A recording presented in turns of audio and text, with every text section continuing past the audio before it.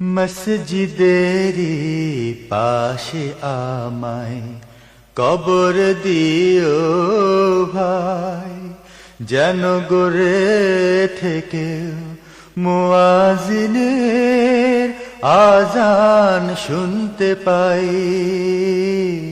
মসজিদেরি পাশে আমায় কবর দিও ভাই, মসজিদেরি পাশে আমায় কবর দিও ভাই। আমার গোরের পাশে দিয়ে ভাই নামাজিরা যাবে, পবিত্র সেই পায়ের ধ্বনি বান্দা শুনতে পাবে।